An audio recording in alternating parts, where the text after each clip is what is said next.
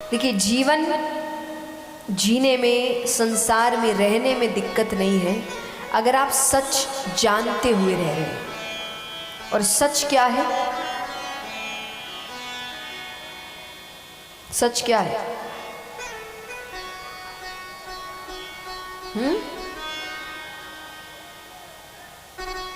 भगवान ही सच है ना।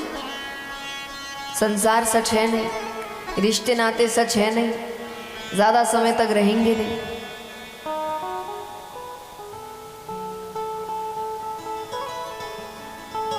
तो आज अगर आप ये सच मान के चले तो आपको इतनी तकलीफ होगी नहीं।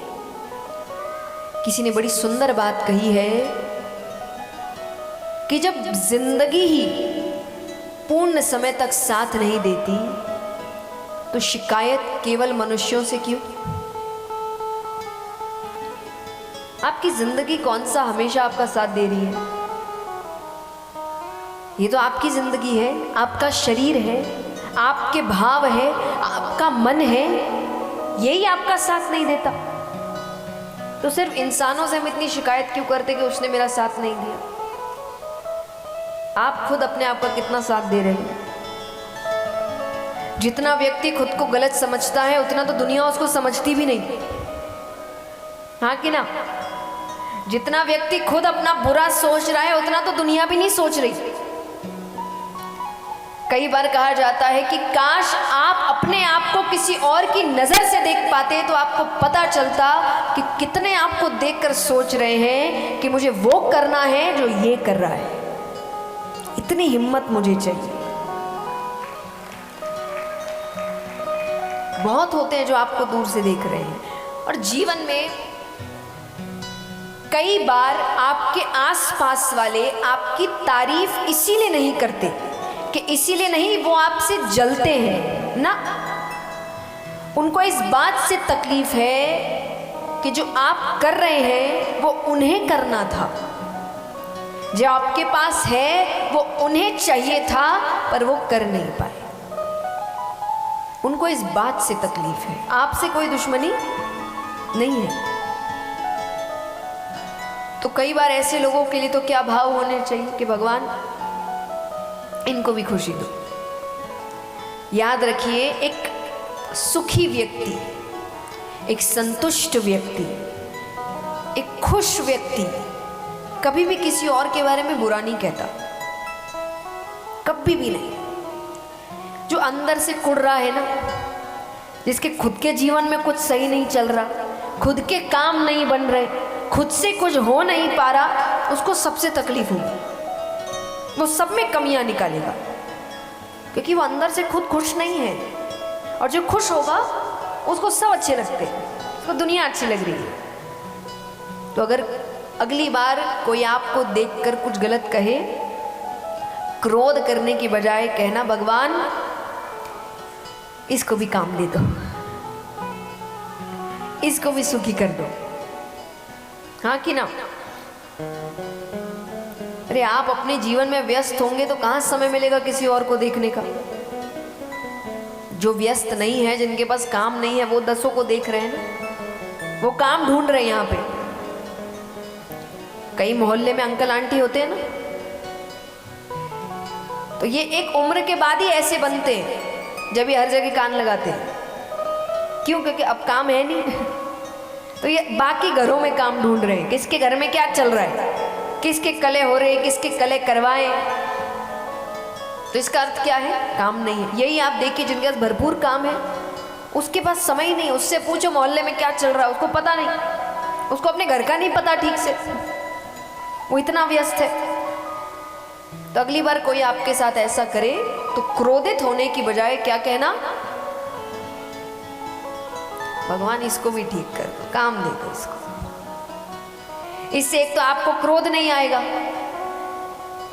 और आपके मन में एक दया का भाव आ जाएगा। दोनों ही अच्छा हो गया। क्या पता आपकी प्रार्थना सुन के भगवान काम दे भी दे। तो यहां पर कई बार व्यक्ति इसीलिए दुखी नहीं है, उसको है कि वो क्या कर रहा है।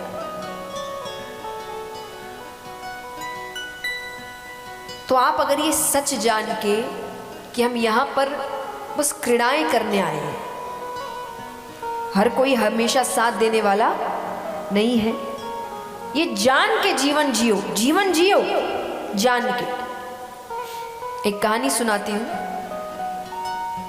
एक महात्मा जी थे, तो ट्रेन में जा रहे हैं, फर्स्ट क्लास कंपार्टमेंट में, साथ में बहुत सा सूटकेस है उनके पास, बहुत सामान है। जिस कंपार्टमेंट में वो है उसके सामने वाली सीट अभी खाली है, कोई आएगा। कुछ दूर जाके एक स्टेशन पर गाड़ी रुकती है, एक व्यापारी आता है सूट बूट पहनकर, उसके पास भी बहुत सामान है। अब वो बैठ गया, अब वो महात्मा जी को देख रहा है, तो उसकी नजर पहले तो पड़ी कि फर्स्ट क्लास में बैठे, दूसरी नजर पड़ी इतना सामान। अब उसको कुछ बोलना है, उसके मन में बातें आ रही है, और उसको लग रहा है बोलूं नहीं बोलूं, बोलूं पर बोलना तो है। तो उसने बोल ही दिया। उसने कहा महाराज जी बुरा मत मानिएगा, एक तो ये लाइन पता नहीं, ये लाइन आते ही समझ जाना कुछ बहुत वाहियात बात आने वाली है।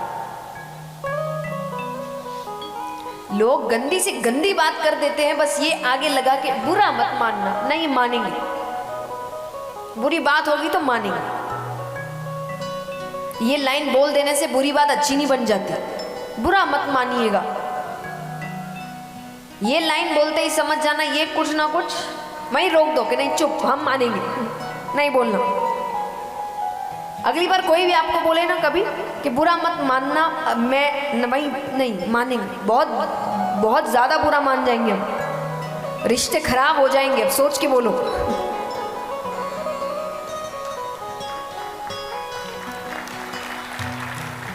ये भी सेवा का ही काम है ना, सामने वाले को आप गलत बोलने से बचा रहे हो, तो पहले आप उसको डरा दो कि नहीं जिंदगी भर का रिश्ता खराब हो जाएगा, देख लो।